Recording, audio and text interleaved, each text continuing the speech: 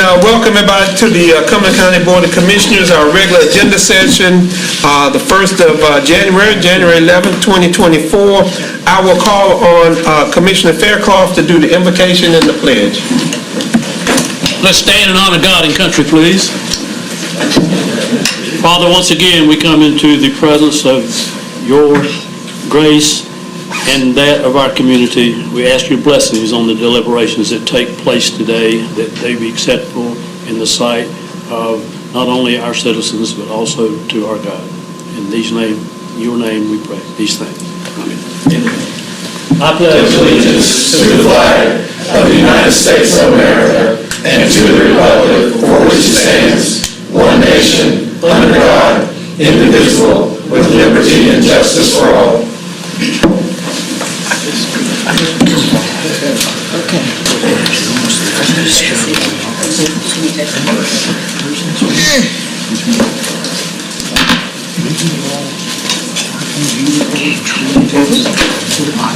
And welcome everybody, and that will take us to the approval of the agenda. Mr. Manager, are there any changes to the agenda? One change, Chairman, just changing the order. We would like to have item G presented before item F. So the Cumberland Hope Hazard Mitigation Plan would be item F, and the resolution designating applicants for the agent for their fiscal year 2022 BRIC grant funding will be item G. Okay. With that change, I'll take a motion to approve. So moved. Get a second? Second. It's been moved and second. All those in favor? That's unanimous. That takes us to our presentations, the post-event recovery. Mr. Manager. Yes, back in, I want to say May, we provided a general update on our emergency generators. We wanted to provide an additional update on the status of where we are in the implementation of those generators. Jermaine Walker, Director of Engineering Infrastructure, will provide a short presentation and answer any questions on the status of this project.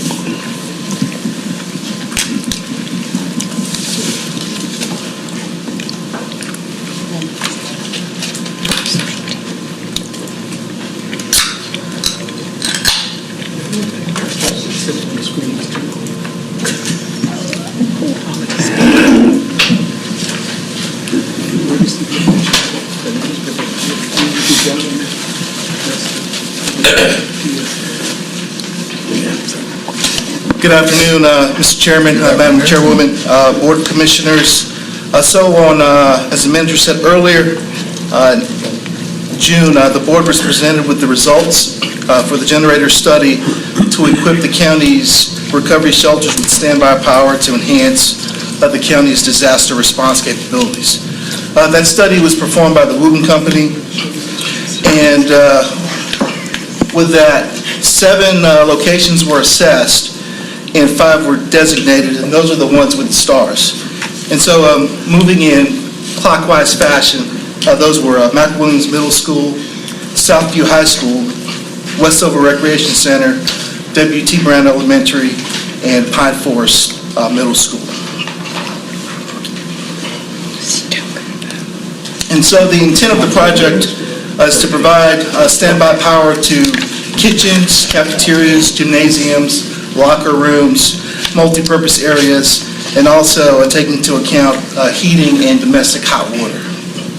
And so while the global supply chain issues have improved in a lot of areas for construction, we're still looking at some backlog with power generation, and we're still seeing long lead times, for items on generators of 400 kW and larger. And so taking that in consideration, we're looking to do a different procurement between the schools and the Westover Recreation Center. And so we require installation for the schools over the summer break.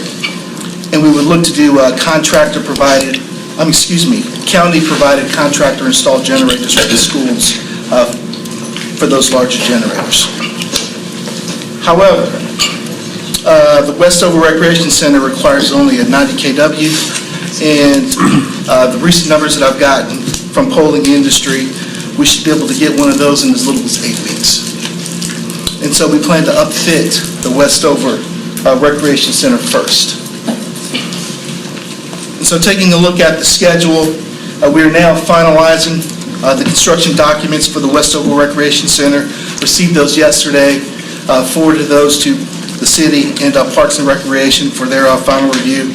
And so what we'll do is solicit the Westover project February 15th for bid, close that bid period on the 15th of March.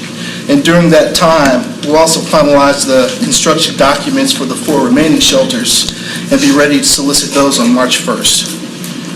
Adhering to the county's policy on presenting the lowest responsible bid to the board for approval, we intend to bring those before the board in April and May for contracts ready to be approved by the board in June. We're planning to solicit and award the installation contract in December to take account for the long lead time for the larger generators and have the contractor or contractors ready to start work at the end of 2024 school year. And then we plan to close out that project, start of the school year in 2025, which historically has been the peak of hurricane season for this region. Pending your questions. What were the, Yes, sir. what were those approved sites again? Those approved sites were Mac Williams, W.T. Brown, Southview High School, Pine Forest High School, and the Westover Recreation Center, sir. Yes, sir. The Westover Recreation Center only requires a 90 kilowatt, 90 kilowatt, yes, sir. and all of these other places are requiring 400? 400 and larger, because we're powering cafeteria, kitchen, gymnasium, locker room, domestic hot water, heating. I guess the question is, why is this Westover, if we're providing these services at middle schools and high schools and elementary schools that have all those facilities, Westover High School does not have a cafeteria. Westover Recreation Center? Yeah, It yeah. does not have, no, Yeah. sir, but it has a standalone shower facility that they would be able to continue to house people there, and if school was brought back into session, they would be able to move forward. And I believe that was kind of the genesis behind that. I can ask Mr. Gene Booth to provide any further input. Well, before we pass that on, Yes, sir. just real quickly, I mean, the idea behind the schools was it had those things, and if Westover doesn't have those things, it's a pretty significant place. And I think I heard you say that if school comes back in, that it won't impact the school, but all these other ones would. Yes, sir. So, I don't understand the consistency of having a rec center as a fully functioning place, and, why is the Grace Creek Middle School not generated, and have it generated? Well, for Westover, I believe it was also designated because they wanted coverage in that part of the county. And then also with Grace Creek, when we did the assessment, the amount of work, it became a little more cost prohibitive to the budget that we were given at the time for the project. It came in somewhere around 1.4 million just for Grace Creek High School alone. And I don't want to belabor it, just, you got 2 recreation centers right beside each other, and I know that there's a bunch of schools right there too, and why we didn't choose those. So, it's okay. Yes, sir. Commissioner Booth. Thank you. Yeah, that's the one that just jumps out at me too, is it said, well, they have showers. Okay, well, they're not going to be able to eat, so I don't know that, in the big scheme of thing, after 2 days of being without power at my house, and I come to the thing, I'm going to say, God, I'm not hungry, I just want to take a shower. I mean, so I don't see that as, and you say, and then they'll be able to get back to schools. They cancel school here if you say the word snow. Now they're canceling tomorrow. I know. It's like saying bomb at an airport. I mean, so if you say snow here, they cancel school, and if people are in an emergency situation and sleeping and eating in the cafeteria and in the gym and everything, they're not going to have students there. I mean, so it's just, So that concern of it interfering with school being an emergency center, it's an emergency, so there's not going to be school. We cancel school for no emergencies, so certainly with people sleeping everywhere and eating everywhere and showering everywhere, there are not going to be students in the school either, unless they're there with their families who've been chased out of their house. So I see that's going to be a big problem because there's not another one after that without going all the way up to W.T. Brown or down to Southview or across the river to Mack, Williams, or Pine Forest. So, I mean, it just seems like there ought to be another school somewhere near there too, because that's like dead west of everything. But anyway, I don't know how they got it. Have we used up all the money? No. Not yet, no, sir. Manager, so, back here. Wait a minute, I got the manager. Yes, sir. Eugene, Yeah, I want to step up, I can elaborate Yeah, on get to why the microphone. Westover has been selected.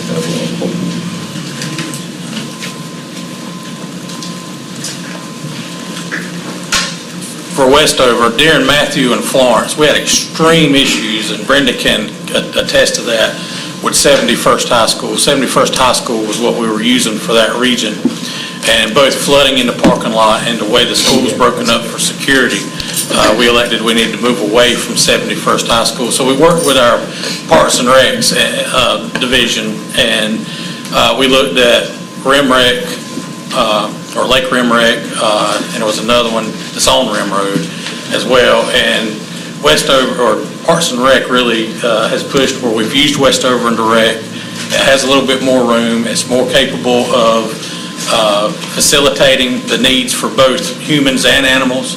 It has the locker rooms there at the pool that they can provide space for sheltering pets as well as providing HVAC in those areas.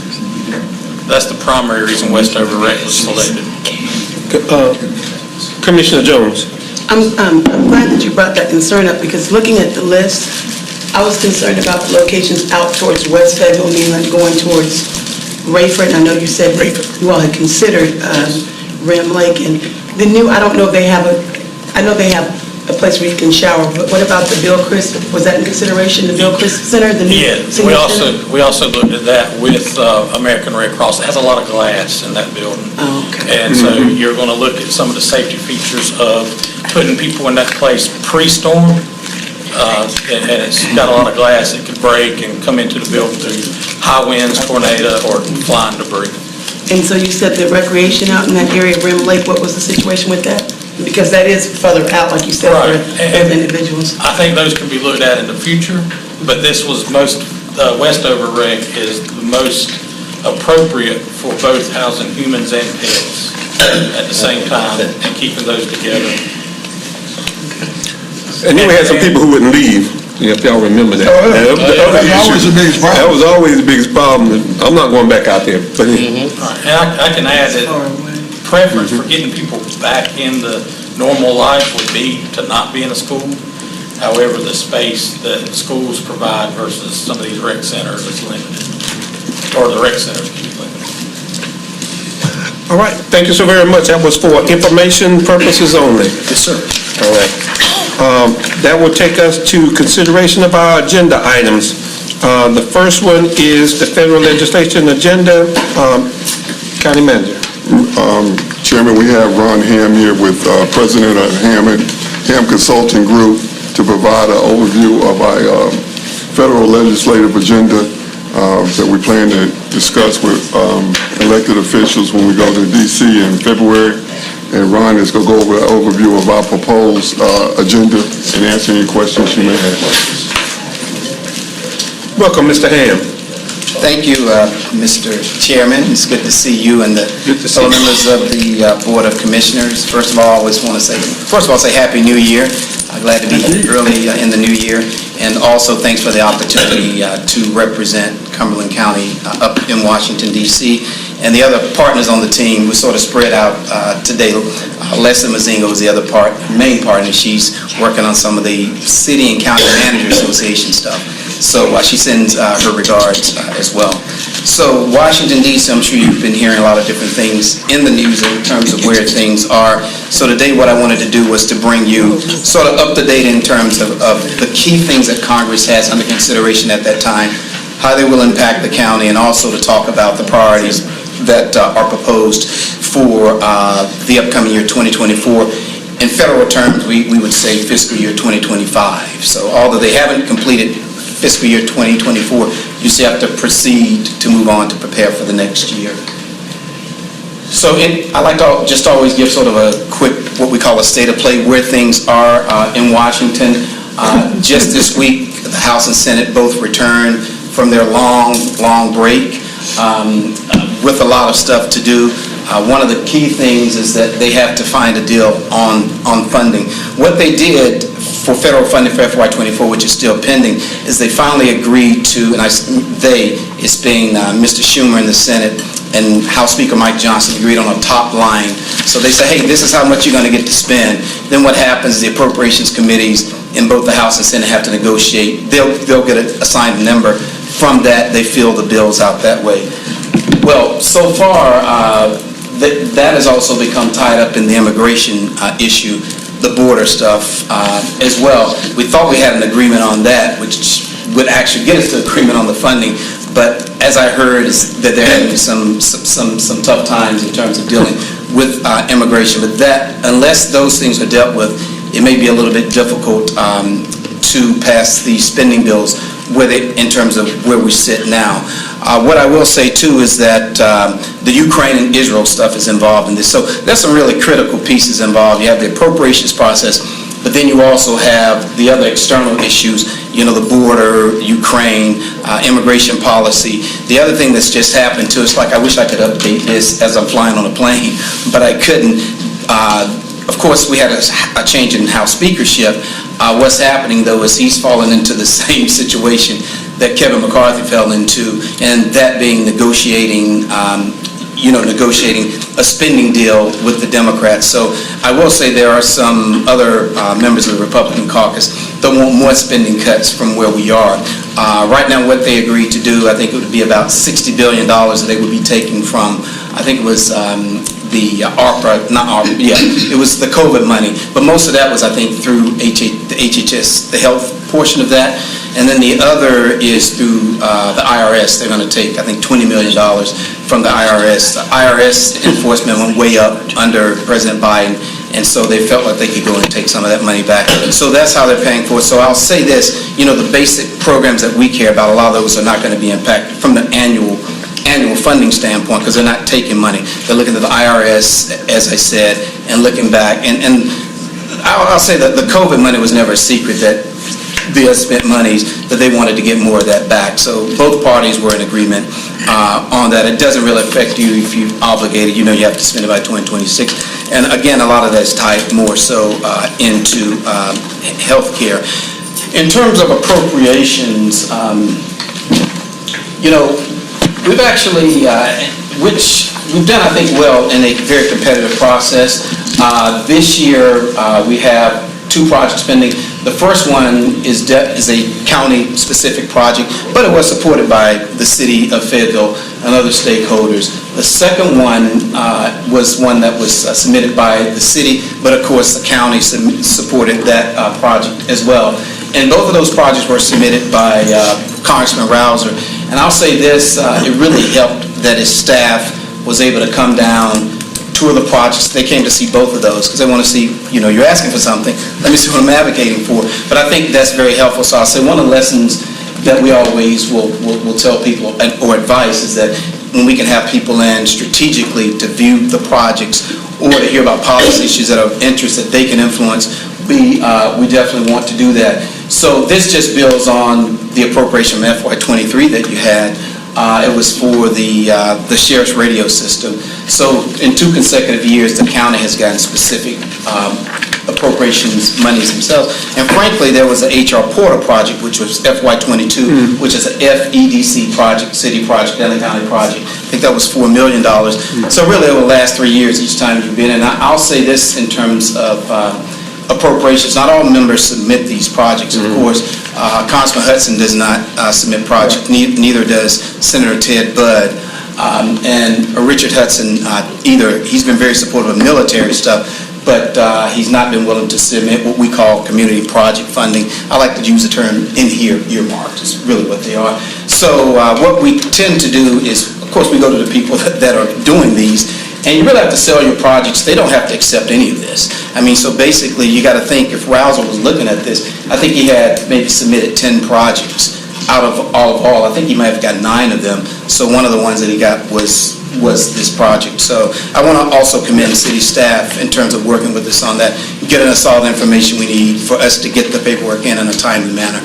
But Senator Tillis does present, because he's helped us with the Yes. radios, and he's done the rail, and he's done the opiates. So Yes. I know you mentioned some, so I didn't want to leave him out, because we received some from what he put in, so I want to make sure. Yes, and that that's, again, his staff came down too and met with you and all of that, so he's been really good. I will say for all of them, though, again, the politics does play into this. All of them have been very supportive of grant proposals from the county, whether it's getting on the phone to sort of walk through a project, then sending a letter of support, as well as not just sending letters, but talking to the agencies. At the end of the day, if the agencies can hear from them, it does help to move those grant applications forward. What I will say, though, is I always tell people a good application is really your ticket to the dance. You have to have quality applications, in which, again, we've not seen that be a problem coming from the county at all.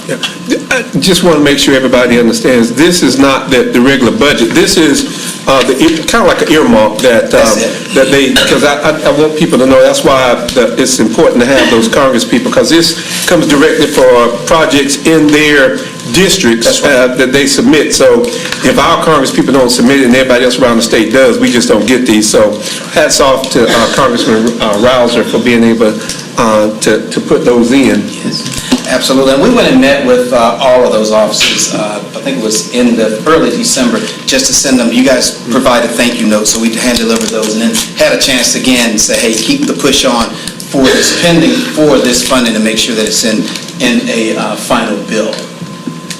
In grants, in terms of grants, we do, I think, really substantial work in that area. Lisa's been great to work with. Of course, we have calls with Sally and Lisa every other week to give federal updates, and in addition, we have specific discussions on grant opportunities. And I want to say, these are just not a bunch of grants that are thrown out. These are, the grant notices we provide on a weekly basis are specific to counties, to local governments. So you're not wading through 500 different grants that you're probably not going to be, that you wouldn't, be eligible for. And then on top of that, we want to make sure that you can be eligible, but are you really competitive? Sometimes talking through the strategies on those grants are very helpful. Did I see your hand? Yeah. Go ahead, yes. Commissioner Keith. So Ron, every week we get a grants alert, and they give us a long list of things. And this is not new for me to ask this, but there's no information with it. And I have looked on those, and what I felt like were 2 or 3 grants that I felt we could really be competitive on, and work with staff to try to put something together, only to find out that we're not qualified. So, is there a weeding out process anywhere at your level for what is good for us or what's not good for us, or what's good for a county but not? Some of them came all the way down, and the county governments were not even able to apply for, but they keep coming up on the list. So, is there any scrubbing of the grant notices that we get? And again, Amy sends us a long list, all the time. And the chairman and I have seen a number of them that we've talked back and forth about, but they just, either we find out we don't qualify, or we won't be in good standing, or something. Can you help me out through the grant process? Yeah, we do. Again, these are all local government grants, and you're right. We would hate to leave some of those off in case there is a partner, someone that you could partner with that could qualify for those grants. But honestly, your staff has done a good job of the ones that we have been competitive, that they have been competitive for, of picking up those, and they've had some, I see a list here, they've had some successes. So I hear you on that. As a matter of fact, I mean, those are some of the things we've said, to the different agencies and to people on Capitol Hill. Can these grants be more flexible? Is there a way to open up the eligibility more? So and that has happened on some of the grants in D.C.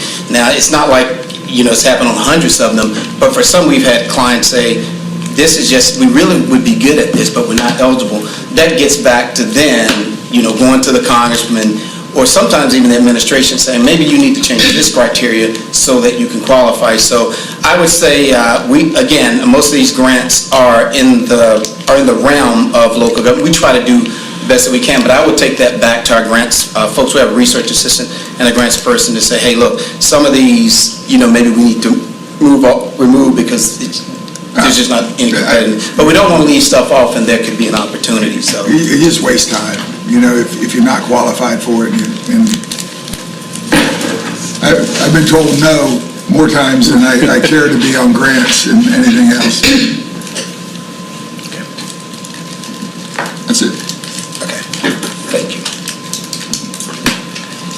And so back on the grants, the other thing too is once, there are also special alerts. So for grants, I would say that are really, really tied in, some of the major grants that come through, whether it's through the bipartisan infrastructure law or whether it's through regular programs annually, we will send special alerts at times, and that's to say, hey, this is really, really an important grant. We know that's something that you may have been interested in the past, or this is maybe a newer program that's coming through based on some of this legislation that the county really should take a look at because it could provide some opportunity for funding.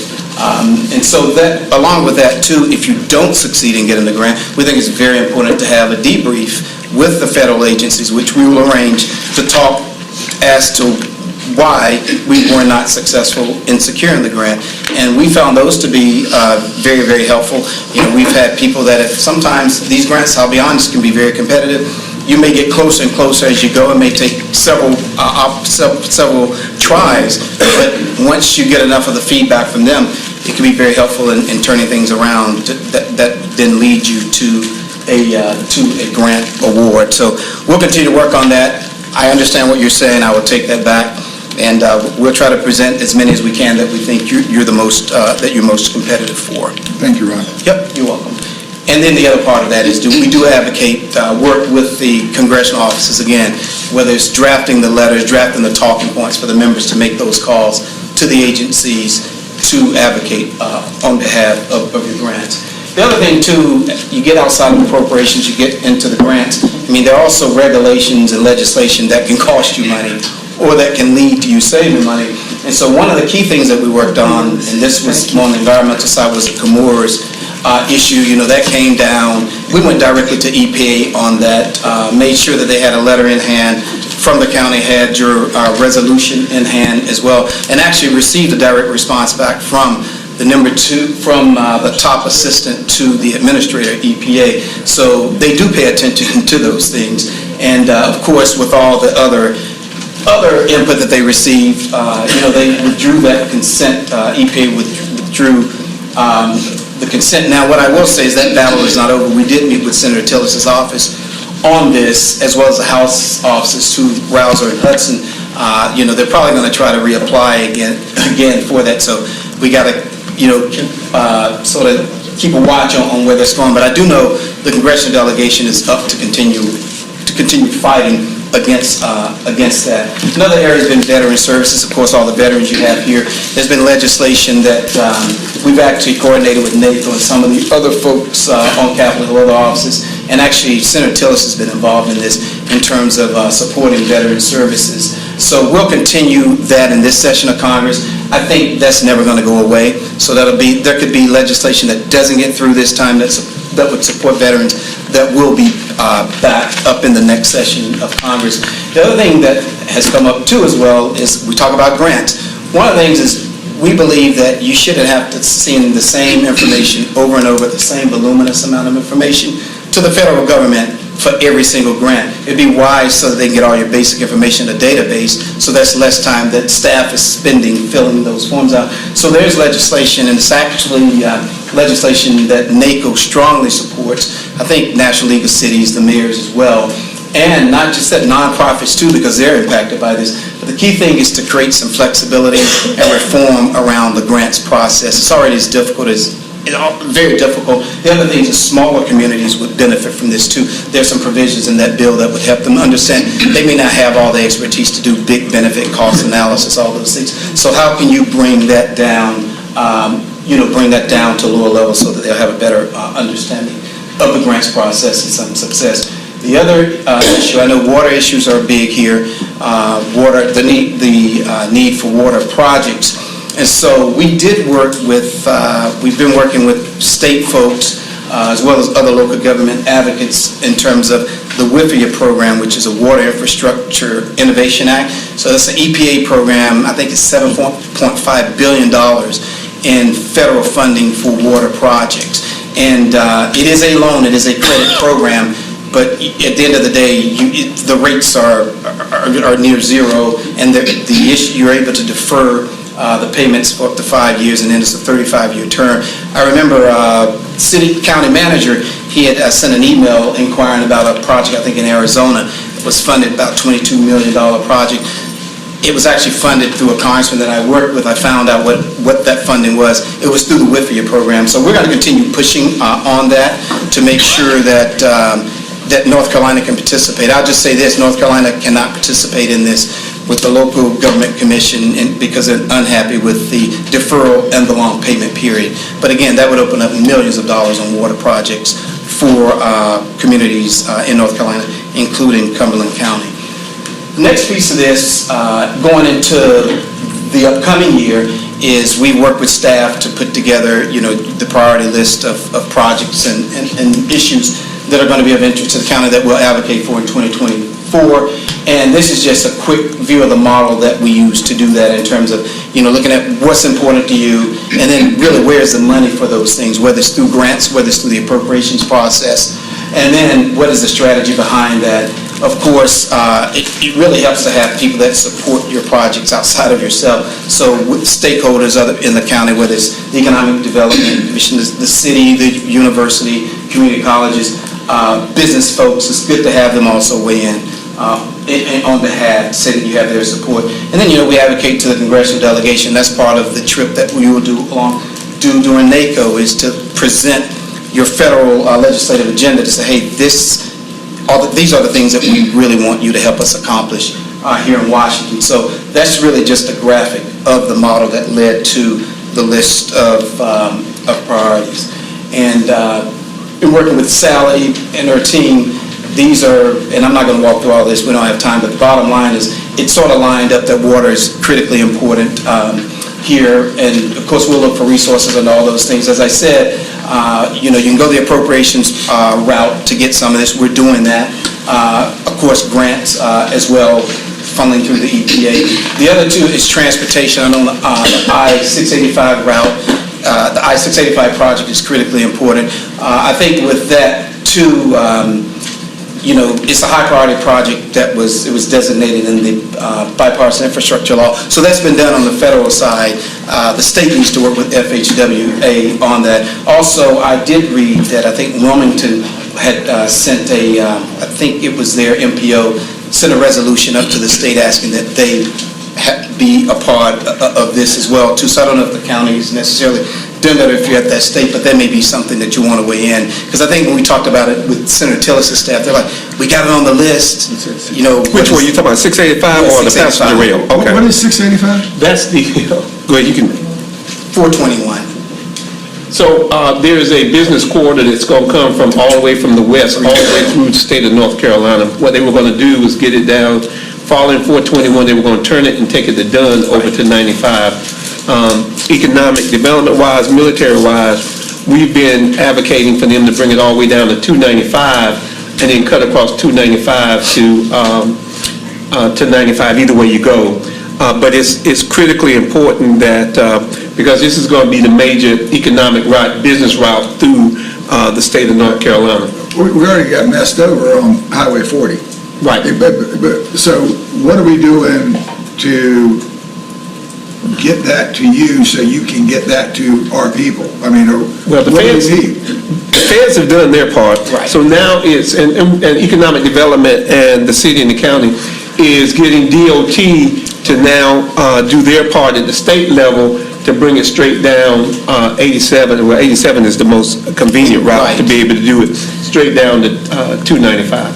So there has been a number of meetings with DOT and those to transfer the route. First, it had to be done in DC, then down to the state level.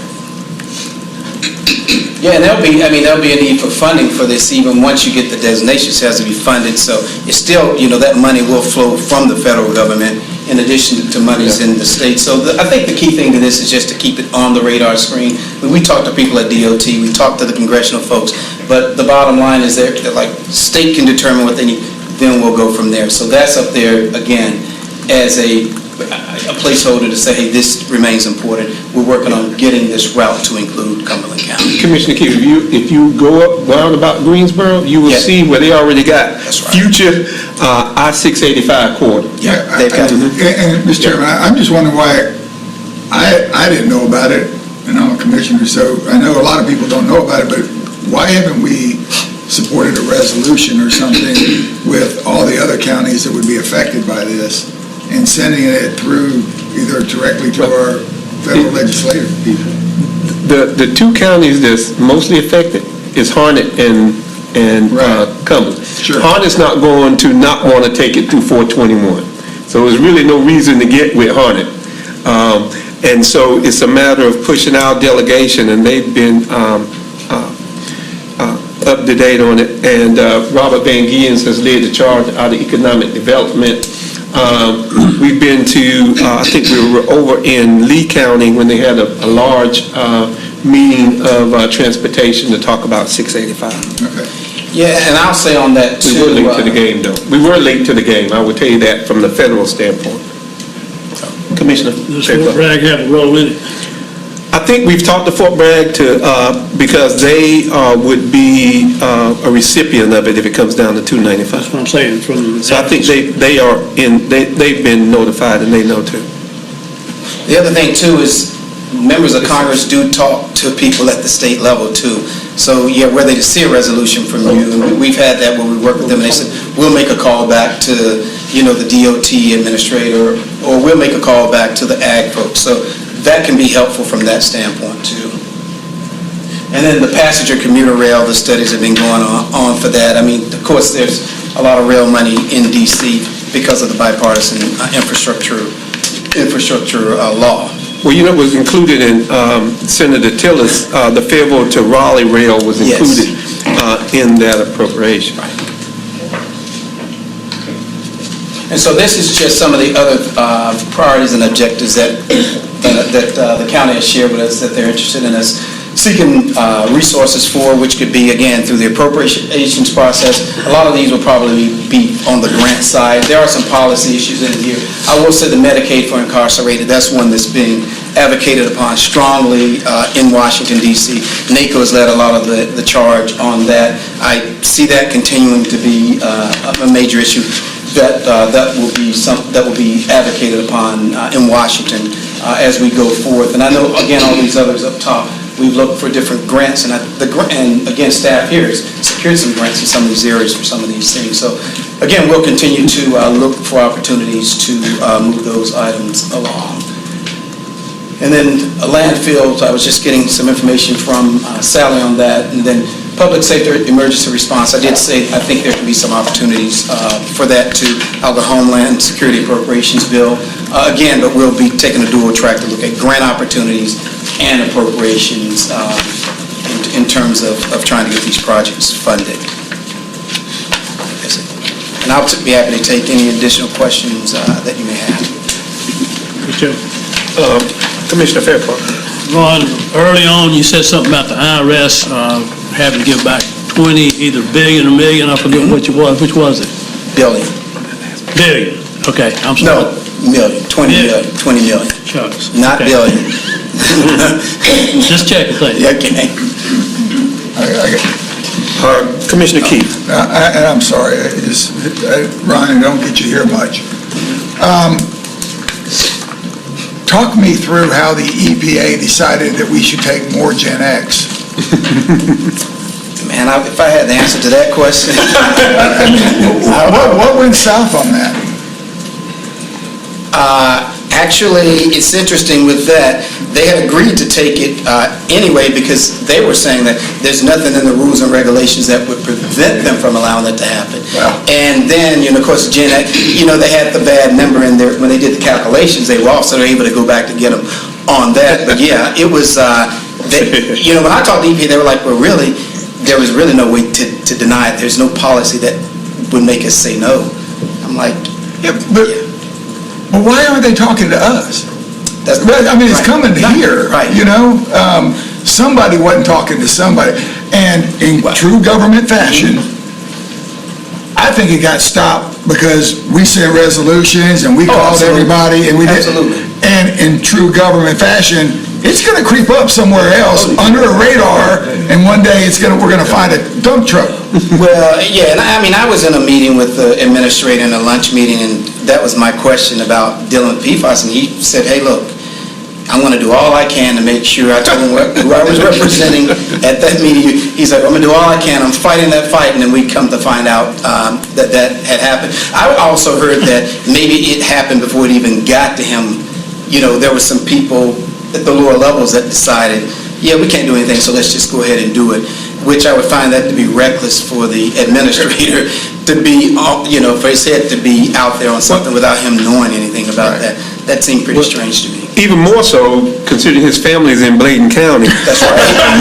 That's true. And, don't get me started on DEQ and where it was when he was there and left DEQ to go to EPA, so. I had high hopes of him going to Washington, and You should have saw what happened at DEQ. I did. You came up with, so mine was different than yours. Ron, Commissioner Keith. I'm also the chair of our ARPA committee. Okay. Right now, 2024, which is encumber year, Yep. is coming up fast. Are you hearing of any relaxation on any sort of funding for air? Because the fact of the matter is, most people aren't going to be able to encumber money in the next 7 months. Yes, so there was legislation that passed. I'm glad I came prepared. Because I thought Come on, it's not like we first met today. I thought you were going to come with that question. So. He didn't even answer beforehand. He was waiting on you.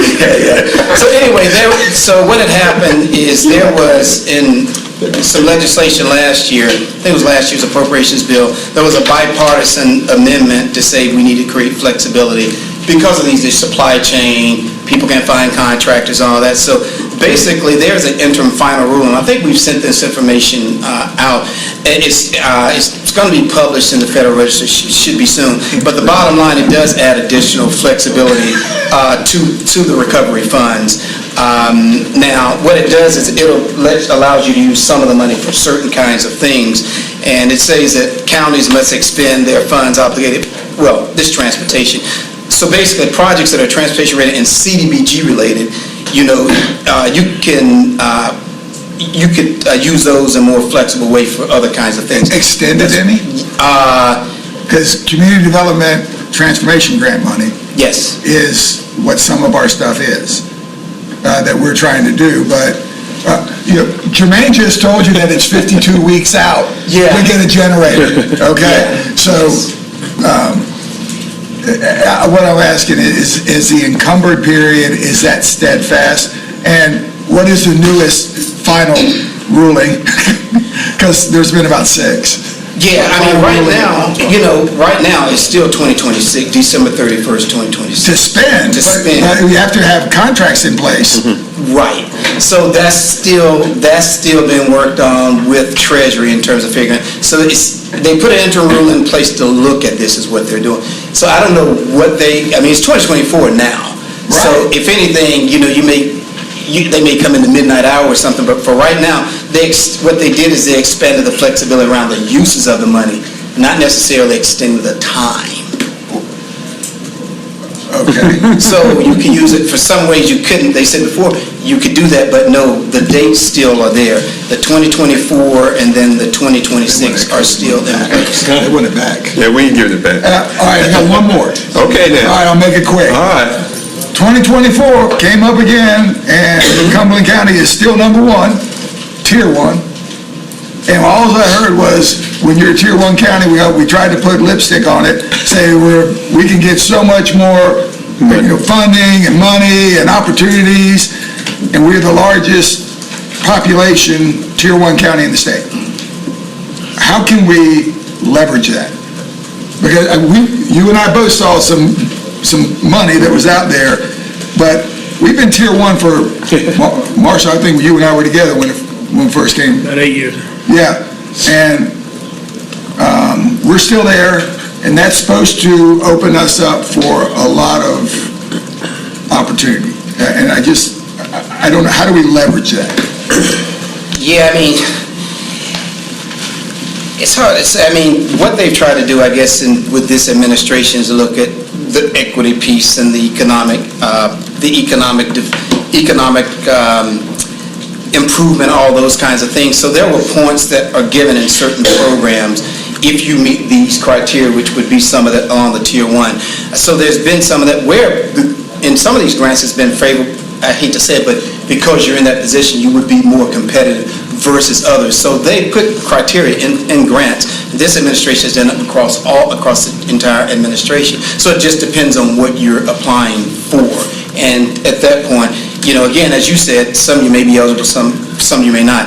But it all depends in terms of what you're applying for, what you're seeking. But really, across the board, a lot of these grants, you have to think about demographics and equality and opportunity and all that. That's really been the basis of what they've done to give you a chance to maybe get your points up in some of these grants. But I think we fit all of those. In some grants, it's almost like it was made for Cumberland County, but we're not getting them. Is there an advocacy level that we're missing at the federal grant program? And I don't mean you guys, but is our federal folks, it just seems to me that everything that we have, we're ticking every single box, but we're still coming back with some goose eggs on Tier 1 county things. We can talk about sewer and water and, those things, but low income, we certainly have a diverse population. We have poverty in our community. Those are all the things that make us Tier 1. But it seems to be the federal interest is not coming back to us. Yeah, a lot of it has to do with, when they set up these formulas and all those kinds of things, because they never really change. That's been the whole fight between when CDBG started, you get Santa Monica, California getting CDBG money. So that's the thing. And so there have been fights in Congress to say, we need to readjust all of this so that the people that need it the most can get it. But that's been the issue. So if I do that, then the congressman from Hollywood or wherever, they have influence, so they're going to make sure, they want to keep it in their neck of the woods. So I think it's a lot of that. It's just that you try to fight that fight, but at the end of the day, everyone goes into they want their own, although they may not.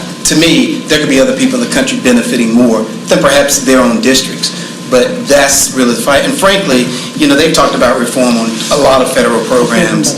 Slow to happen. Okay. That happens on almost every administration. So I wish I had the answer for you, but it's a fight that'll continue to be fought. Thank you. Thank you, Mr. Chair. Sorry. That's quite all right. He getting paid by the hour, so I'm gonna move him along. If I can get a motion to approve the federal legislation agenda. I make a motion to approve the federal legislative agenda and move it to the consent agenda. All those in favor?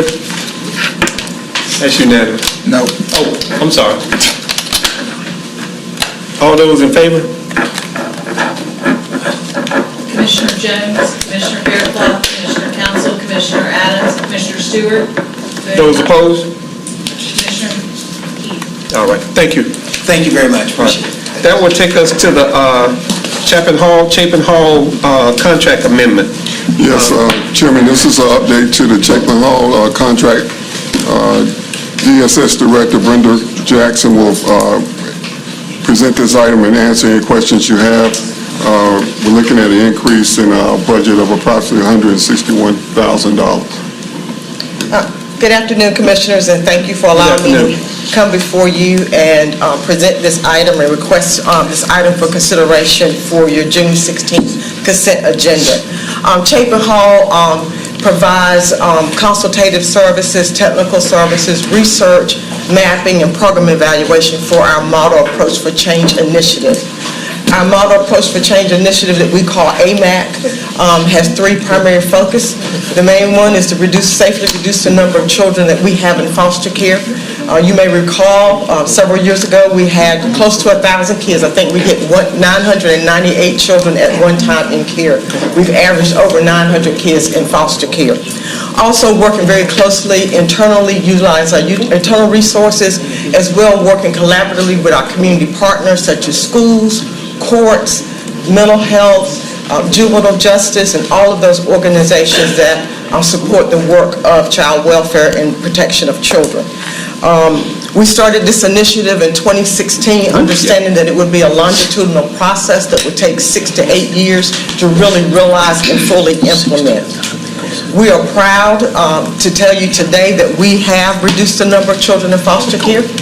We were averaging 913 kids in foster care, and today we're averaging 491 kids in care. It is worth noting of that 491 kids in care, we had new legislation that was enacted during this last 7 years that increased the age that kids could stay in foster care. We had 57 kids actually stay in foster care up to age 21.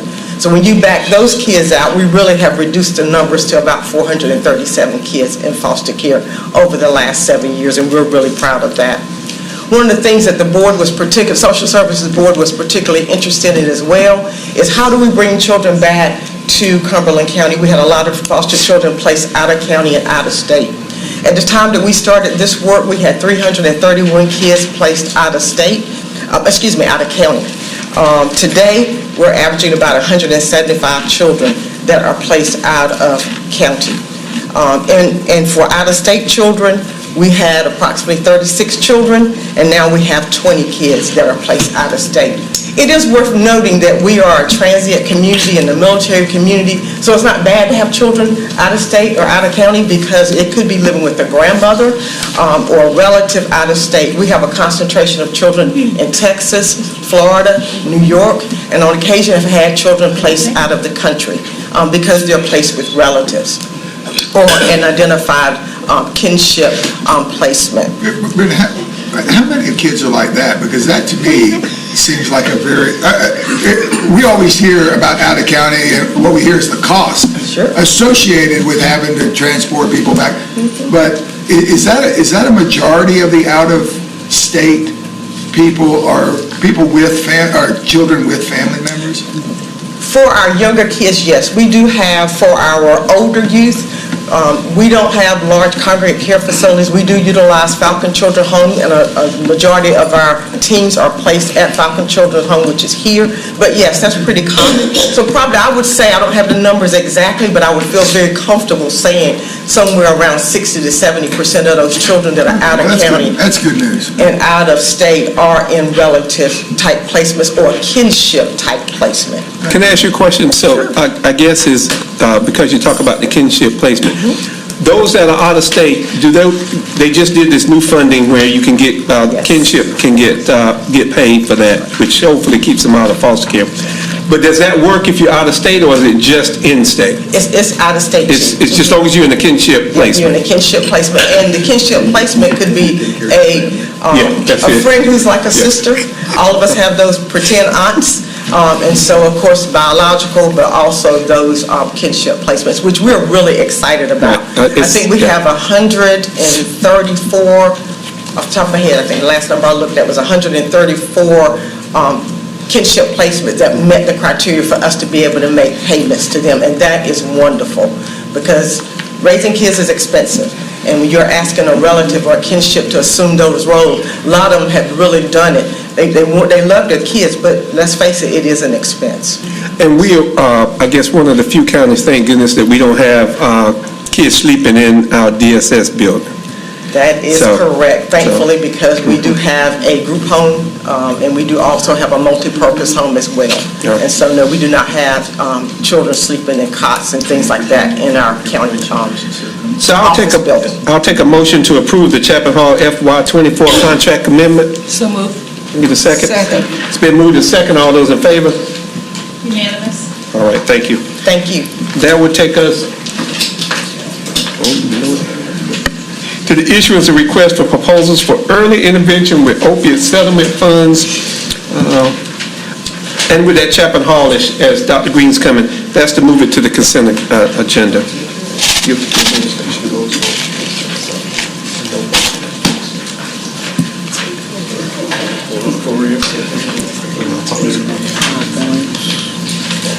Dr. Green, we're glad you made it back. I'm glad you got through that airport and got on back up here to Cumberland County. We were wondering what was happening there. I thought I was going to have to go get you and bring you on back. I thought I was going to have to, no, let's see, I also have it here. It was a journey. So leave for work about 7:15.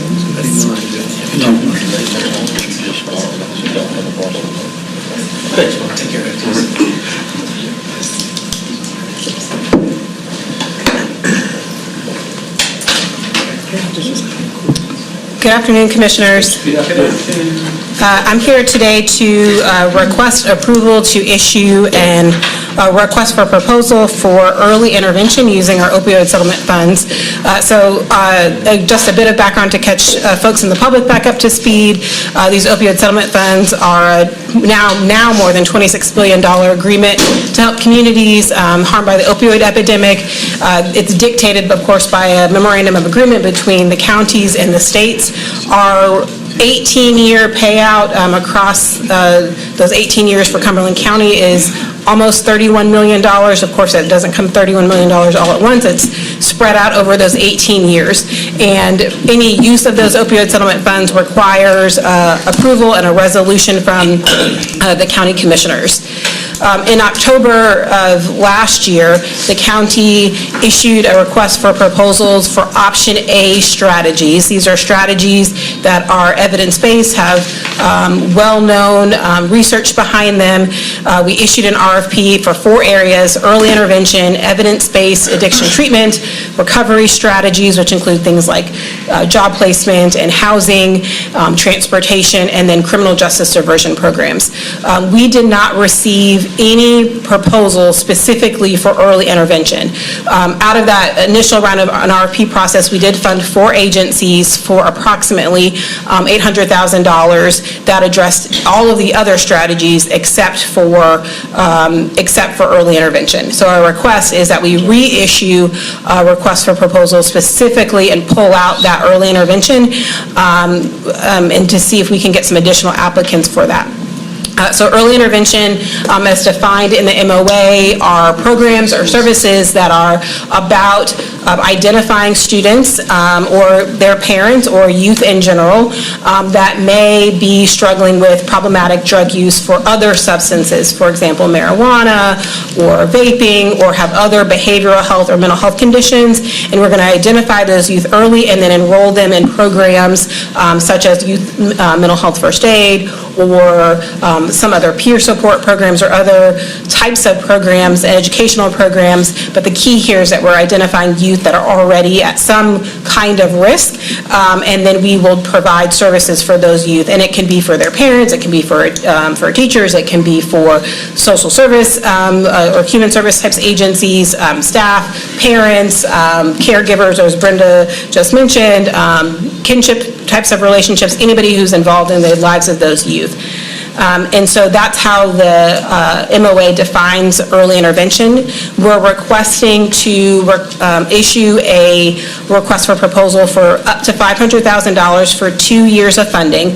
We'd like to award 2 to 3 agencies, and I'm going to amend the slide here just a bit. It says up to $200,000 per an awardee, but we want to edit that to say up to $500,000 so the math works, and I'll explain here. So for example, in our last round, we got some proposals that were for a lot of money, and then we got some proposals that were for less money than the asking. So if we, for example, have 3 proposals that are for, or 4 proposals that are for $100,000 each, we want to be flexible in how much we award those proposals. So some, we might have one agency that asks for $400,000, and then one agency that asks for $100,000, and we want to be able to fund those both as long as they're competitive.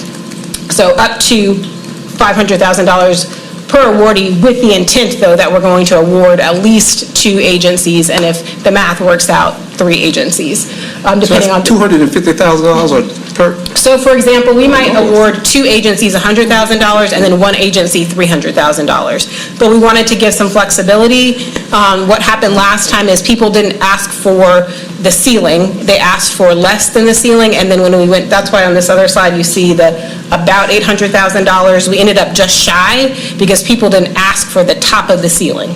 And so we want to give people the flexibility to ask for what they need, but be good stewards of those dollars. So if we have multiple agencies apply, we want to be able to fund them, but they may ask for less than, or need, we want them to be able to ask based on what their need is and be able to fund them. How do we determine success out of that? I mean, we're talking about $250,000. What is, I mean, that's an awful lot of money.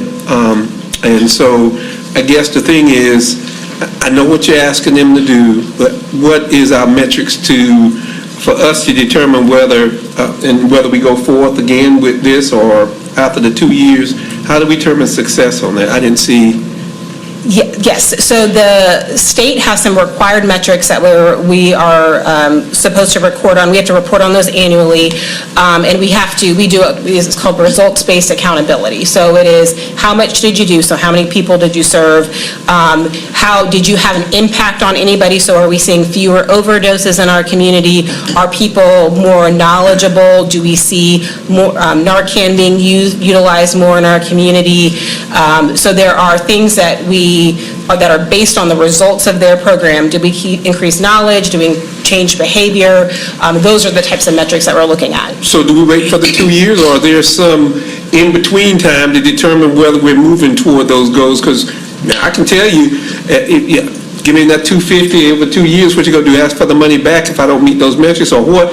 I mean, I'm just trying to figure out, you're talking about a 2-year period of time. Is there something in between there that I'm measuring to say, you don't get the rest of this money, or we need to go in a different direction? So the 4 that we currently have, they report to us quarterly, and then as a county, we are required to report annually. So we have the funded agencies do us quarterly so we can track their progress, help them troubleshoot throughout the year, and then we compile all that data, and then we submit it to the state one time a year. But okay, so we got it. Do we then determine that they're good or not, or we just submitting data? I mean, we can submit data all the time, but if I get the data and it shows me, even before I send it to the state, that they're not meeting that, do I tell them, look, I'm closing the pocketbook and I'm going to a different direction? Or I send it to the state, they say, oh, y'all didn't meet that, y'all need to do better next year. Right, so we have it written into our contracts that they have to make progress towards their metrics. Some of those outcoming metrics are things such as, did we increase the number of overdoses in our community? Some of those are long-term, complex metrics, but if you set a target or a goal to serve or teach, I'm making this up, 50 classes and you're teaching 2, we're gonna know that before the end of our full year, and then the way that we've designed the contracts are so that we can adjust funding if needed.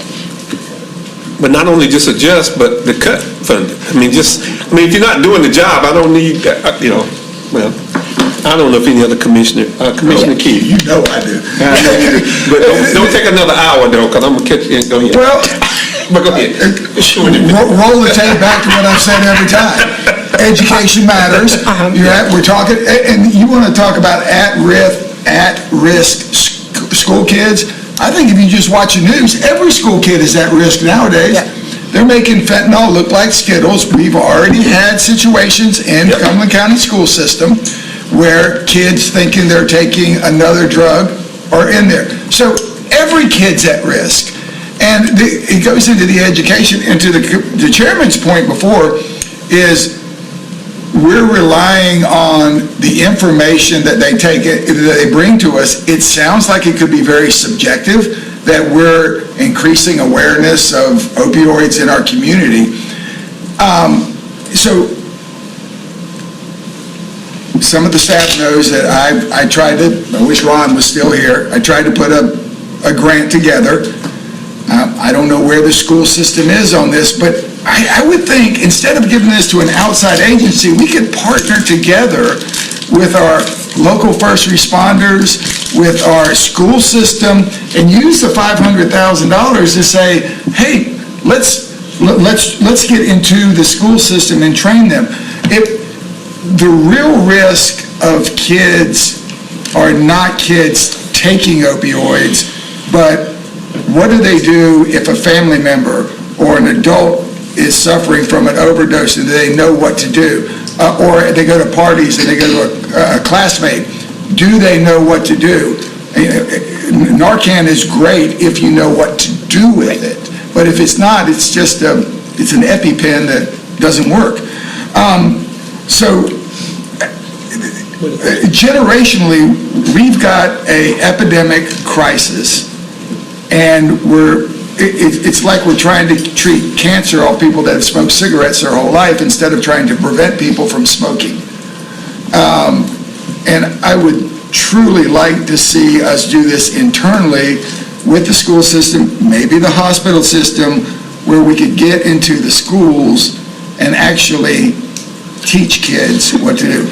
I only say this because I have a student in high school, and she doesn't know anything about what it looks like, but she'll tell me kids are vaping in class, and she'll tell me that, that there's kids that she knows that are doing things they shouldn't, but does anybody really know the risk? And when you're 16, you're immortal, right? You get hurt. We were drinking them. That was... Commissioners, I have a scheduled meeting with Dr. Conley next week, and this is one of the subjects of our meeting that we'll be addressing and talking about.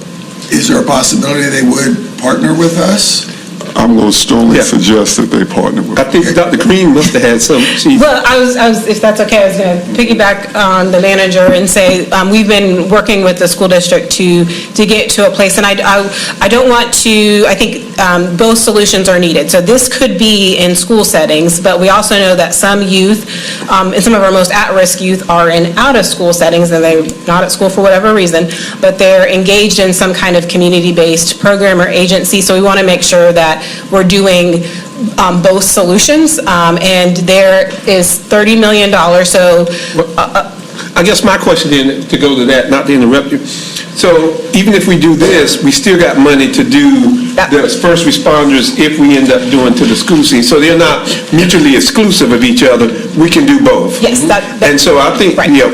Commissioner Keefe has, I'm not going to let him talk anymore, but he has been clear. We just run the tape back. He has really, really been clear about this school and being able to do that education piece. So I think what I hear from this board is strongly suggest when we have this meeting with the school system, and I told you they had 15 kids from one school go to the hospital, had another one in cardiac arrest, had another one, these vape pens that look like highlighters where they're vaping in class. You just talk to these teachers and they would tell you. So I think that even if we do this, hopefully you get back in here saying, we've got this other money and we've agreed to do all of this. Commissioner Booth. Yeah, How come you, Commissioner agree with Jones? everything, and I hope yours as persuasive as you are with us, because the schools is the only place. We could have the most sincere person, a retired nurse, you could retire and say, I'm going to head this up, and you could offer classes and really have it all ready to go, and 10 of your best employees all around the county, and no one show up. And so when you come report back to you quarterly, you go, I really haven't met anybody yet, but I've been there. And you go like you get the Adams Amendment. You're cut off. You've done the best you can, and you're out there, and you've got it all ready to go, and no one shows up. You can make this a part of a health class. You can make this the nurses that everybody wants to get back in there, have them trained. We pay for the training. We pay a stipend or a part of their salary. So there's a Narcan person at every single school in the county. And so, I think that's the only logical place. Volunteers and contracts and stuff. you could have Jimmy and Mike's Narcan class, and we could be sitting there waiting and, on Facebook, waiting for someone to show up, and then we just have to come tell you, we were there, we advertised it, we had it everywhere, and just no one showed up, and you go, well, the Adams Amendment, you got your funding done. School's the only place that's going to work. And I like his analogy of trying to stop somebody that's in their oxygen tent, dying of cancer, sneaking a cigarette. That's not where you start trying to do it. Get them before they start, lighting up in the 6th grade. Commissioner Jones. I just wanted to say that I think you all are going the right direction. Someone that used to be a case manager and work at the school systems, I think the school systems is great, but one of the problems that, I think she's already left from DSS, Ms. Jackson, one of the problems in the school systems that you run into is the same problem you run into when it comes to sex education. I get it, a lot of people are at risk, but then you have a lot of parents that feel like their children are not at risk, and so they're uncomfortable, having it already in the curriculum. You run into that same problem, like I said, sex education, we know that children are having sex, you want your children to learn at school, but then it always comes down to the issues of, and I guess that could be legal as well, it comes down to in the school system that, some parents are like, well, I don't want my children to know about this or that, or it ends up being an elective class, so we definitely would need something like this as well to look at. Realistically, I think that would be great, but as someone who is, like I said, worked in the Juvenile Assessment Center Community Care as a case manager, you run into that all the time. Like, certain parents, and it's going to come down to that, don't want their children to, we know everyone's at risk, but they the same way they don't want to know about sex education, so that's where it becomes a stickler.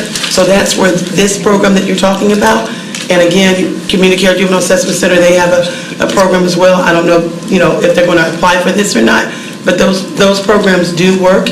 And as you state, the flexibility, because with the measurement system, as you stated, they have to report to you all quarterly. The state also has measurements, so it is needed outside and inside. So that was just something. I'm all for the school system, but just to give people realistic expectations to be mindful. Because as we know, STDs are up and stuff, and we ran into that same problem that's a pushback. You can't force it unless it's going to be an elective class for people to just have that in the program. And if I could take a motion for the approval of the request for the early intervention program, along with making sure that we continue on with those other funds for the education program for students. It's been moved and second. All those in favor? This is without the Adams Amendment, right? That's right, without the Adams Amendment. We trust Dr. Green. That's unanimous. I'll add that. All right, thank you. Commissioner. That will take us to the service agreement with HDR Engineering of the Carolinas for Water Resource Study. County Manager. Amanda Bader, General Manager for Environmental Resources, will present this item. And as she comes up, this is part of the study, or starting the beginning of the study for countywide water and addressing the water needs in the unincorporated area. Good afternoon, Commissioners. Good afternoon. Thank you for this opportunity to talk to you today. I'm going to start with a little bit of background. No? Okay. I just wanted to emphasize, okay? There we go. Here are the tasks included in this water study. We're looking at a water demand evaluation for the county, water supply alternatives, which may include new potential water supply partnerships or new water supplies such as the Cape Fear River or new water supply wells. We'll look at water transmission, storage, and most importantly, treatment requirements and regulatory requirements. So we're recommending that the following action be placed on the consent agenda to approve the service agreement with HDR for $400,000. We have received a grant to fund this study and to authorize the chairman to execute the contract that has been audited and determined to be legally sufficient. Any questions or comments? If not, I would take a motion to approve the HDR Engineering for the Carolinas for Water Research Study. So moved. Second. It's been moved and second. All those in favor? Unanimous. That's unanimous. And I guess you have the next one, which is the service agreement for the funding assistance for West Cedar Creek. Yes. For FEMA. Okay. So, as we develop the 2022 Building Resilient Infrastructure Communities, an application for Wilkes Road. We became aware of the program and the potential for hazard mitigation. And so we have developed another application now for 2023 for West Cedar Creek. And this is a potential funding source for a public water system to mitigate the natural hazards of, number one, flooding of domestic water supply wells, number two, atmospheric deposition of PFAS compounds, and number three, wildfires associated with drought with fire flow protection. And so the area identified is West Cedar Creek. We have submitted a pre-application to the NC Department of Public Safety, and they are recommending this for final application. But to advance this application, we have to do a detailed benefit cost analysis. Now, we have put together quite a bit of the application. We applied for a DEQ grant for this project, that it was not funded, but to move forward with the FEMA grant, we would have to put forward a benefit cost analysis, and the cost to do this is about $55,000, which is in the contract now. And so we're recommending we follow through with that and apply to FEMA for this grant potential. And this is the service area we're looking at. So are there any questions? Commissioner Booth. Move that we approve the service agreement with HDR Engineering of the Carolinas for the FEMA BRIC funding assistance for West Cedar Creek. Second. And to be placed on the consent agenda.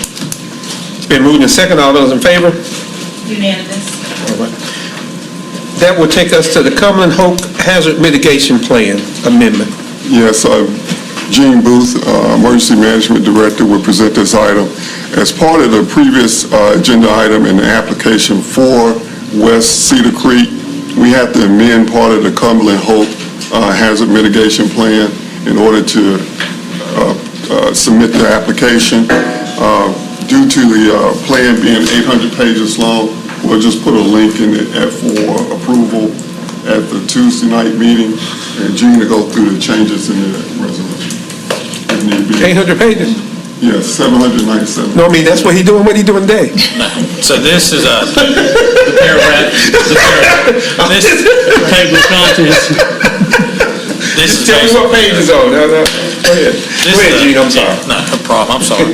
This is basically a two-page amendment that has a lot of extra words in it, but it breaks down to say that it just establishes the West Cedar Creek water system as a goal within the overall hazard mitigation plan to apply for non-disaster hazard mitigation grants. It has to go back to our hazard mitigation plan and show it as a goal or a project within the plan.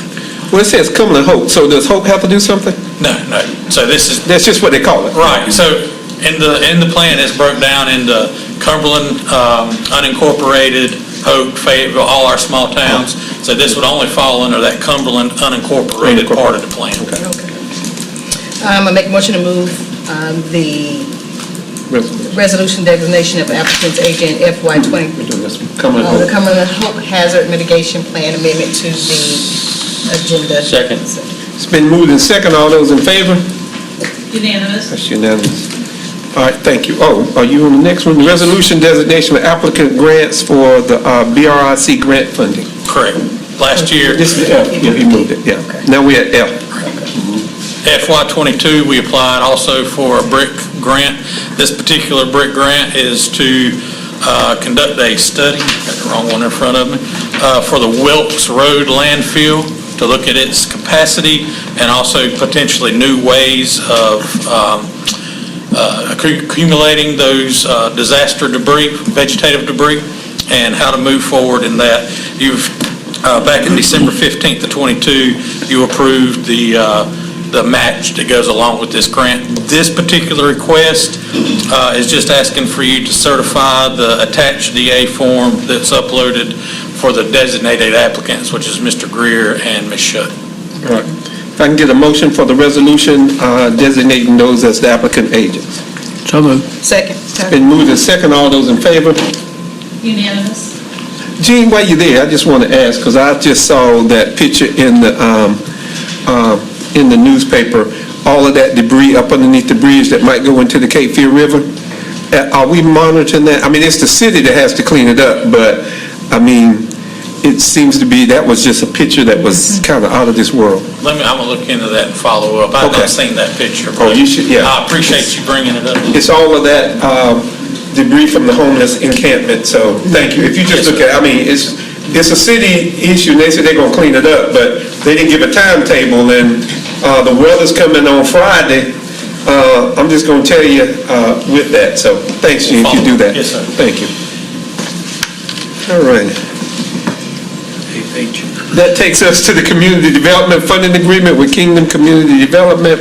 Yes, D. Mr. Taylor, Manager. Director of Community Development, will present this item, and also the Executive Director of Kingdom Community Development, Carl Manning, is here to answer your questions you may have.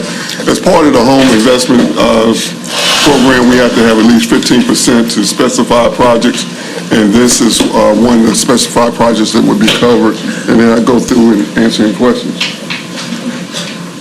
Okay. Good afternoon, Commissioners. Good afternoon. So, as the county manager indicated, you have in your packet a subrecipient agreement between the county and Kingdom Community Development Corporation. This is for the Phase 2 Elizabeth Street project, which will consist of construction of 6 single-family housing units. As you may recall, a while back, the board did approve Phase 1 of the Elizabeth Street project, which consisted of construction of 5 single-unit family units. Now, Kingdom Community Development Corporation, as indicated earlier, is what we consider a Community Housing Development Organization, or CHODO. And HUD requires that we designate at least 15% of our home investment partnership program funds for housing-related activities carried out by a CHODO. Now, of course, there are certain requirements that a CHODO must meet in order to become a certified CHODO, and one of those requirements is that not only do they have to be a nonprofit organization, but they also have to ensure that at least a third of their board represent the low-income community. And so these homes that will be constructed will consist of 1,400 square feet, 3 bedrooms, 2 baths, and they will include what we call a vision system, where the contractor have to meet energy efficiency standards, whereby the homeowner will have a substantial cost saving when it comes to utilities. So the units will target, again, low-income potential home buyers. And according to the local, the most recent report provided by the local Realtors Association, the average sales price for new construction of a single-family home is $358,000. And now, obviously, our home... How many square feet was that? I'm sorry? How many square feet? I was just saying, the homes that they're going to be built is 1,400 square feet. And there are 350,000, you're saying, for 1,400 Oh, square? no, I'm sorry, sir. No, I was just saying the report that was, there was, I didn't indicate a square footage, but it was just the average. I apologize. It was just the average for new construction. And so the goal of the program, or rule of thumb, is to ensure that the housing costs of our potential home buyers does not exceed 30% of their income, their total household income, or does not exceed that front-end ratio. And so in order to ensure that the homes are affordable to our target potential home buyers, we want to make sure that they have access, first of all, to other subsidies or programs that can address the gap. So they have access to gap financing, other grants and so forth that can offset those costs. And so that's what, in this case, what we've done with the first phase of the project is where a potential home buyer was able to purchase a home using other programs that would help them be able to afford one of the units that you see here. and that's our home buyer. Yes, ma'am. What'd you say? Commissioner Stewart. That was from the first phase. How many Yes. homes are in the first phase? I'm sorry? How many homes are in the first At phase? 5. How many homeowners are there all? You showed us one. Is there Yes. 4 others? So there's been 2 sold, and we're about to close on a third one. And then there's 2 other units that we're just going through the punch list for that. So they have to qualify Right, financially that's- to get the home. that's correct. So anybody can apply or not? They have to still, because these are home-assisted units, they have to qualify, but they also need to be, their total household income still have to fall within HUD guidelines. Okay. So that's why I said our goal is to ensure that their total housing cost does not exceed that front-end ratio, that 30% of their income. So can I guess I'll ask a question here. Because, and this is the one that Commissioner Keefe and I always ask, because we always talk about that the county does the unincorporated areas. So who gets priority? I mean, they all live in the county, I guess, but if they're in the city of Fayetteville or in the city, I guess Spring Lake's in one of our entitlement areas. I guess I'm trying to figure out, how do we get to these 6? Where are we, putting it all out for everybody? How do we get to these people? It is open to anyone, and we But how do work they with find out local about it, I guess? lenders, because they have to still, get a... No, I'm saying, how do they know that these exist? Well, through outreach, through marketing, and then also Kingdom Community Development. The home buyers have to go through a home buyers workshop. I got that part, but I'm just saying, even the workshop, how do they know, how would I know that I could possibly get that house if I'm low income, I guess is, where are we putting it at on social media, where are we putting it out, so that all of those folk can be there? I know, I see that with the city, that Kingdom does this whole thing with the city, but this is county funds, and so I want to make sure that these county individuals who are out in the county not thinking that that's a city program and they're not entitled to it, because every time I've never seen it on our website about that program. Maybe I'll just be wrong. I see it on the city all the time, that you can go to Kingdom's first-time home buyer program and all of that. So how does our county residents know that this is open to them? Well, it's listed under community development as well, but during our, when we're out doing our public meetings, like around this time, and we're presenting before each of the town hall meetings, we mention all our programs and how they can access these programs. I've been to those town hall meetings, Dee, and I'm just telling you, I've seen the number of people go there, and those who are in the low income are not coming to these town hall meetings. I do understand that. This is these people. So, I mean, that's the issue that I have, is that if it's so tied into the city in terms of this program of, you got to do this first-time home buyers program, then if I'm out in past Stedman or whatever, I may not come to that. I'm just trying to figure out, how do we just... Do you want to add something? Oh, I'm sorry, she's got a question. I guess I'll talk to her. Okay. Commissioner Stewart. My question is, this is for our, in the rural community, or the, what did you call it? Unincorporated. The unincorporated And the areas? entitlement areas, because all of it, you've got we've got the entitlement areas, which is Right. Spring Lake, Stedman, Linden, all of those. And so you said that you want to place them where they can have basically access to other resources that they may need. But being out in the unincorporated areas, what resources are there? No, I don't mind where they put it. No, but I'm asking, saying- my question is, how do they have access to these other resources and they're in the unincorporated areas? Well, one of those resources that I mentioned is, for instance, they may be able to apply for additional funding through like the North Carolina Housing Finance Agency. And there's other, grant programs that they can access. Those are the type of resources I'm referring to that would, offset. It's other grant programs.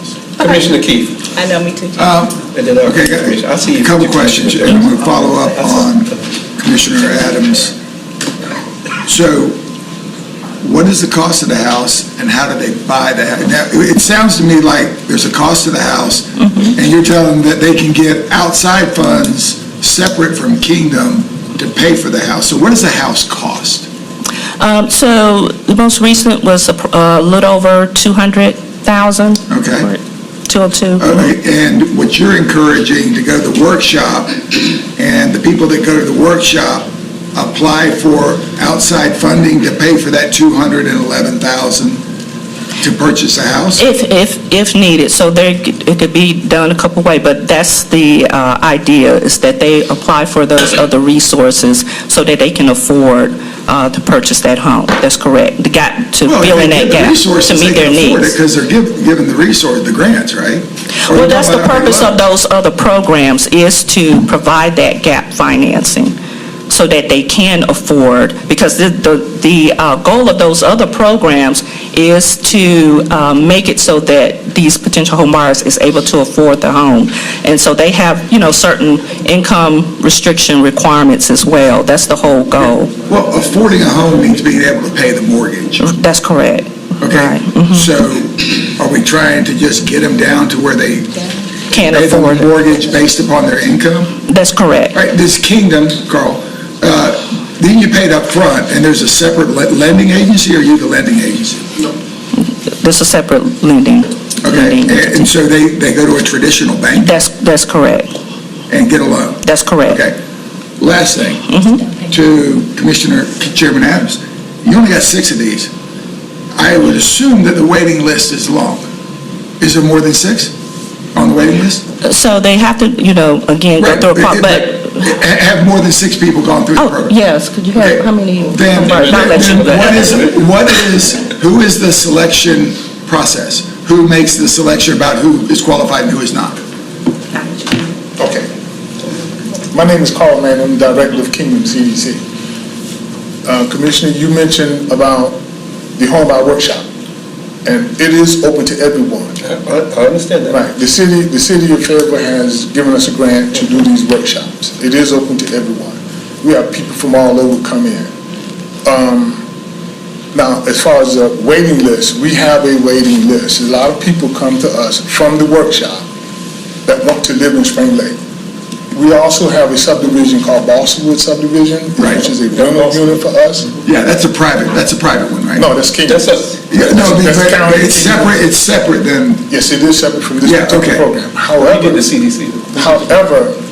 we have people there that we are working with towards home ownership. They're renting right now, and the objective was for them to rent at a reasonable price of rent. Everything is 30% of their gross income front end. To prepare them, that stays with us during our one-on-one consultation with the home buyer, potential home buyer. They go to the home buyer club, home buyer workshop, then they get into our home buyer club, where we do intense work with them, preparing them for home ownership. The 2 remaining houses that we have right now that Fayetteville State students are completing, we have 2 people living in Balsawood that are prepared to go in those houses. So our list of potential homeowners is very long, because we do a lot of work with the state for for down payment assistance. We do a lot of foreclosure mitigation work. We're going to churches and we're introducing the program to them. That's how our waiting list becomes so high, because we are telling them about what we're doing. We're showing them the homes that we have, and we can't direct them to go to any of our homes. We just introduce it to them and give them all the information they need, and they make a decision. Yeah. But who makes the decision, Carl? The client. The client's No. Who makes the decision that a house is available for that client? Like, they go through all the applications. You got 25 applications of people that want a house. And they don't qualify. We can't direct them to any place. We show them everything that we have, and they make a decision on what they want to do. Somebody makes a decision to be one of those 6. Yes. There are 6 that are qualified. Yes. At what level? Is that through community development? Is that through Kingdom? That's through Kingdom. So you're the deciding factor, right? Yes. Okay. Yes. Commissioner Jones. Jimmy Keith, Commissioner Keith pretty much asked what I wanted to ask. I'm sorry. All right, so the motion is the community development funding agreement with Kingdom Community Development Corporation. If I can get a motion? That's my motion. Is there a second? Second. It's been moved in second. All those in favor? Unanimous. We've moved that to the consent agenda. Thank you. Thank you. Community Transportation Program 2024 Title 6 Program Plan. And I guess he's going to do both of them, the community next one? Hank So, Graham, County Manager. Executive Director, will present the next two items.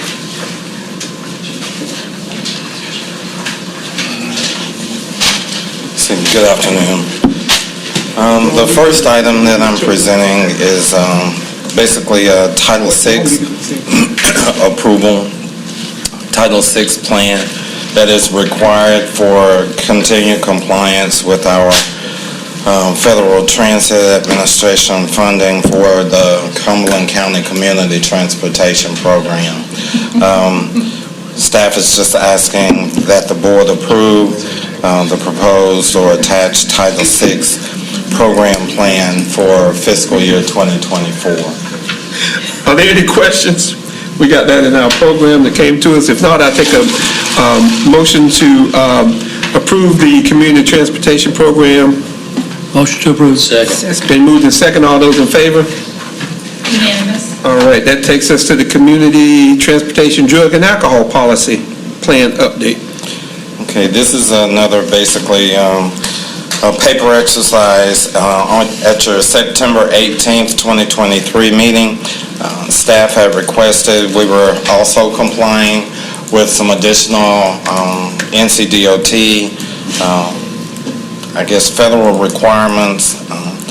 We submitted for your review and approval basically a spreadsheet that stated that we were going to add additional drug and alcohol testing policies. Previously, we were only doing urine testing, but now we were required to add saliva testing and blood testing and urine testing. We did it basically with an addendum sheet, and you guys did approve that at your September 18th meeting, but now we have the actual plan where the plan has been updated with all of those edits and amendments inside. All right, so I can get a motion to approve the community transportation program drug and alcohol policy update. Got a motion and a second. All those in favor? Unanimous. And Mr. Graham, since you're there, I know that a lot of our board members or commissioners don't know about FAMPO. They're going to have an orientation on FAMPO and their funding. When is that? So everybody, we can announce that or send it. It's next Tuesday. Next Tuesday. Just don't have the date in my head. Yeah. It's next Tuesday, the 16th at 9 o'clock. At 9 o'clock in the old historic courthouse. So if, with the funding for transportation, if you're interested in funding for transportation, please come to that orientation session. Thank you. All right, thank you. That takes us to our monthly reports. You would have gotten those, the health insurance, the financial, and the project updates. If there's no other business, I would take a motion to adjourn. Second. I think we should recognize Ms. Evans. She ain't doing it just yet. Well, this will be her last agenda session. It'll be her last meeting. Yeah, but she'll be at the board meeting. Oh, okay, all right, sorry. Sorry. Get a big crowd, not a little crowd. I just gotta get some more money before she leaves. I'm just trying to get on the good side before she leaves. There's a motion to adjourn. All those in favor? There's no good side either. Oh, that's unanimous. Thank you, everybody.